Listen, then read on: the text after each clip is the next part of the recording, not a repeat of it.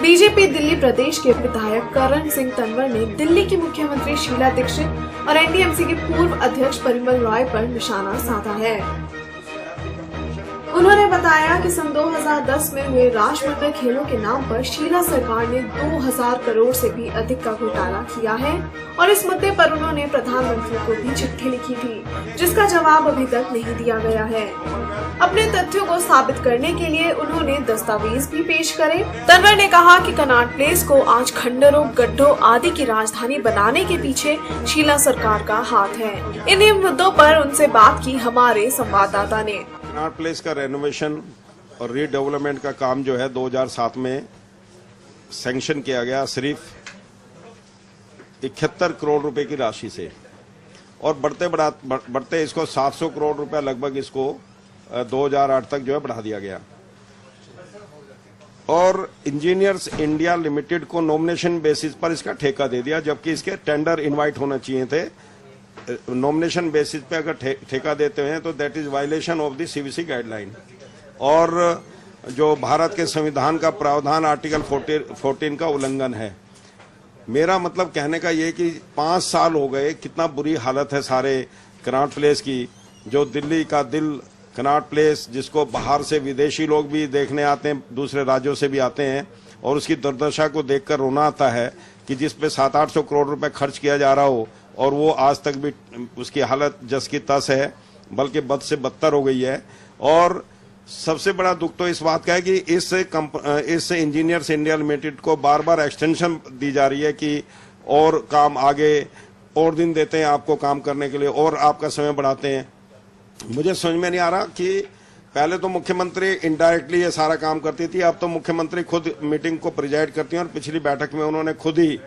एडमेंटली इसको एक्सटेंशन फिर दिलाई कि दिसंबर 2012 तक इसको एक्सटेंशन इस इंजीनियर्स इंडिया लिमिटेड को दे दी जाए, जिसको ट्रंकी बेसिस पर ये सारा काम मिला है। ट्रंकी बेसिस मीन्स कि कंसल्टेंसी, कंस्ट्रक्शन, डिजाइनिंग सब इसके हाथ में होगा। यहाँ पर क्योंकि मैं अकेला बीजेपी का हूँ, बाकी सभी लोग कांग्रेस के हैं, और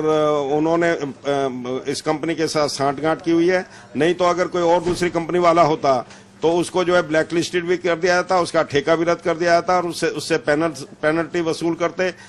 इसको तो बल्कि रिवार्ड के रूप में 5 साल तक जो बर्बादी की है और करोड़ों रुपए जो डकारा गया है, इसको जो है रिवार्ड के रूप में बार बार एक्सटेंशन दे रहे हैं। और इसकी अगर जुडिशियल जांच हो जाएगी तो दूध का दूध, पानी का पानी हो जाएगा। और उसमें अभी तक तो आप सोचते होंगे कि मैं आरोप लगा रहा हूं, और उस समय सिद्ध हो जाएगा कि मुख्यमंत्री की इन्वॉल्वेशन है, और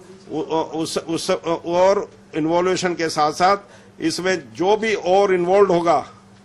कांग्रेस का नेता, उसका पर्दाफाश हो जाएगा। देखिए तरुण साहब, आपने एक पिछली बार भी कहा था कि इसमें परिमल राय का भी बड़ा हाथ रहा है, तो इस मामले में आपने बताया भी था कि परिमल राय के बाय नेम एफआईआर लॉन्च हो चुकी है, तो इस मुद्दे को कहां तक आप देख रहे हैं कि कहां तक इसमें क्लियरिफिकेशन आ पाएगा? बड़े आश्चर्य की बात है कि कनॉट प्लेस और एनडीएमसी में जो दूसरे काम, शिवाजी स्टेडियम, तालकटोरा स्टेडियम, जो ऐसे काम यहाँ पर कॉमनवेल्थ गेम के नाम पर हुए थे, उसमें जो है सीएजी और सिंगलू कमेटी ने परिमल राय को भी इंडिक्ट पाया और मुख्यमंत्री को भी इंडिक्ट पाया। परिमल राय के खिलाफ तो एफआईआर भी लॉन्च हुई है, जिसमें बाई नेम एफआईआर है परिमल राय की। और ये जितने भी चाहे वो कनॉट प्लेस हो, चाहे वो तालकटोरा स्टेडियम हो, चाहे साइनेजीज वाला काम हो, चाहे इलेक्ट्रिक का हो, जितने भी यहाँ स्कैंडल हुए हैं, सब परिमल राय जो उस समय के चेयरमैन थे, उनके ये मतलब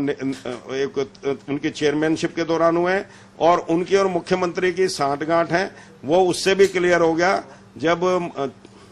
परिमल राय को सीबीआई तलब कर रही थी और होम मिनिस्ट्री से परमिशन मांग रही थी इनको इन्वेस्टिगेशन करने के लिए, तो मुख्यमंत्री ने एक चिट्ठी लिखी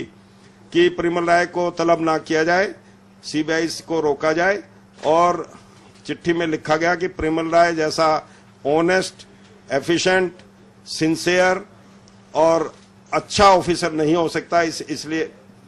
सीबीआई इसको तलब ना करे। इससे स्पष्ट हो गया है कि चोर चोर मोसारे भाई। मुख्यमंत्री को मालूम है कि अगर परिमल राय ने ये सारे राज खोल दिए और वो उसको इंटेरोगेट कर लिया सीबीआई ने, तो राज खुलेंगे और शीला दीक्षित उसके अंदर फंस सकती है। ये उसको मालूम है, इसलिए उसको अब गिरफ्तारी से बचाने के लिए भी सारे प्रयास मुख्यमंत्री कर रही हैं। अच्छा तंवर साहब, आपने इन तमाम मुद्दों को लेकर के प्रधानमंत्री साहब को भी चिट्ठी लिखी है, तो उसके मामले में कोई जवाब आया आपके पास? अभी तक कोई जवाब नहीं आया और मुझे दुख इस बात का है कि मैं एमएलए भी हूं, मेंबर एनडीएमसी भी हूं, और इतने महीने चिट्ठी लिखने के बावजूद एक प्राइम मिनिस्टर जैसे स्टेटस जिसको जो कि मतलब एक ऑनेस्टी का एक जिन्होंने एक वो पहना हुआ है और ईमानदारी का लिबास जिनके पास है, बड़े दुख की बात है कि उनके पास से कम से मतलब इंक्वायरी इन्वेस्टिगेशन ये बात तो छोड़ो, एक्नॉलेजमेंट भी नहीं आया कि आपकी चिट्ठी प्राप्त हो गई और हम इस पर कोई एक्शन कर रहे हैं, कोई कुछ नहीं आया। और मुझे तो ये लगता है क्योंकि वो खुद ही जब कोयले आवंटन में फंसे हैं, सारी कांग्रेस के मिनिस्टर कहीं ना कहीं, कोई कोयले में सना हुआ है, कोई कहीं पर, कोई 2G स्पेक्ट्रम में, तो उन्होंने सोचा कि अगर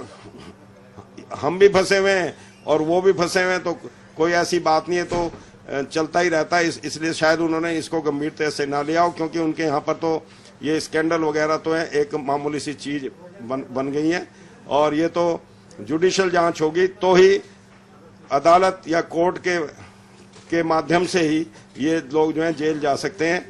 इतना मैं कहना चाहता हूँ। तंवर साहब, अभी ये आरोप प्रत्यारोप की बात रही, पिछले 3 साल से आप इस मामले को देख रहे थे, तो नजरअंदाज करते रहे या क्या मतलब आप उठाने का इस मामले को उठाने का सही अवसर तलाश रहे थे? नहीं, ऐसा कुछ नहीं है, ना मैं तराश रहा था। मैं शुरू से ही इसके खिलाफ मैंने कई बार विधानसभा में हंगामा भी किया और इसका प्रोटेस्ट भी किया। इससे ये स्कैंडल का सारा मसौदा जो है मैंने सदन के पटल पर रखा और उस समय एश्योरेंस दिलाया गया मुझे स्पीकर साहब योगानंद शास्त्री जी ने कि सीबीआई इसकी जांच कराएंगे, लेकिन वो पता नहीं रद्दी की टोकरी में फेंक दिया गया। और मैं हर सेशन में इसकी आवाज भी उठाता हूं और कभी कभी जो है इसके लिए जब एनडीएमसी में कोई मीटिंग होती है तो वहां पर प्रोटेस्ट भी करता हूं और हमेशा धरने, प्रदर्शन, आंदोलन जो भी यूनियन और एसोसिएशन ने यहाँ पर एनडीएमसी के खिलाफ और भ्रष्टाचार के खिलाफ आवाज उठाई है, हमेशा मैं उसमें अग्रसर रहा हूँ। अच्छा, ये क्या कारण रहा कि अभी तक पार्टी के लोग भी आपको मतलब बिलीव नहीं कर रहे थे इन मुद्दों पे, जिन मुद्दों पे आप आवाज उठा रहे हैं? पार्टी के लोगों को क्योंकि उस समय जो डॉक्यूमेंट्स अवेलेबल नहीं थे तो लगता था शायद कहीं जबानी जंग ना हो, लेकिन अब जब मैंने डॉक्यूमेंट उनको दिखाए तो उनको भी सरप्राइज हो रहा है कि ऐसे ऐसे स्कैंडल एनडीएमसी में हो गए ये, और हमारा विधायक उसको उठा रहा है, तो उन्हें भी बड़ा अच्छी खुशी हुई। और मुझे पूरी इंस्ट्रक्शन दी हुई है कि कोई भी घोटाला, करप्शन अगर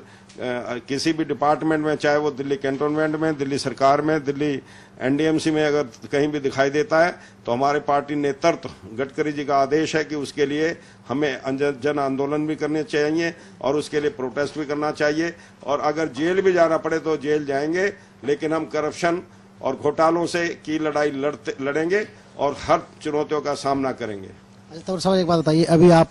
प्रेस कॉन्फ्रेंस के दौरान कह रहे थे कि आगे आने वाले कुछ एक दिनों में आप एक स्कैम मतलब सीरीज के तौर पे आप 1 बाय 1 करके इनके स्कैंडल लेके आएंगे सामने, तो इसमें क्या कुछ बड़ा घोटाला कुछ सामने आने वाला है? कुछ बहुत ऐसे ऐसे घोटाले हैं जिसमें कि लोगों को अचंभा होगा और भारत सरकार तक जो सत्ता में लोग बैठे हैं उनकी आंखें खुलेंगी कि एनडीएमसी में यहाँ पर जो ऑफिसर्स हैं वो सिर्फ रिश्वत बटोरने के दूसरा काम नहीं करते, और ऐसे ऐसे जो हमारे देश के प्रधानमंत्री या राष्ट्रपति या मिनिस्टर्स या वीआईपी लोग यहाँ पर रहते हैं, उनकी नाक के नीचे इतने बड़े बड़े घोटाले हो रहे हैं, ये लोगों की आंखें खुलेंगी और लोगों को बड़ा सरप्राइज होने वाला है, ये मैं कहना चाह रहा हूँ। तंवर साहब, ये बताइए कि स्टेट और केंद्र में आपकी विपक्षी सरकार है, तो आप ये तमाम मुद्दों की मतलब एक मुहिम जो छेड़ी है, इनको अंजाम तक पहुंचाने के लिए कितना मतलब आपको विश्वास है कि कितना कहां तक कारगर सिद्ध हो पाएगा? ये नहीं, हमारे इसमें अभी मैं इसको बारी बारी जो है इन मुद्दों को उठा रहा हूं, और जब ये मुद्दे सारे स्कैंडल जो है बाहर आ जाएंगे उसके बाद जो है पार्टी लेवल पे जो है इसके लिए पूरा एजिटेशन होगा, और जो लोग इसके अंदर इन्वॉल्व हैं उनको जब तक जेल की शिक्षों में नहीं पहुंचा देंगे तब तक हम चैन से नहीं बैठेंगे।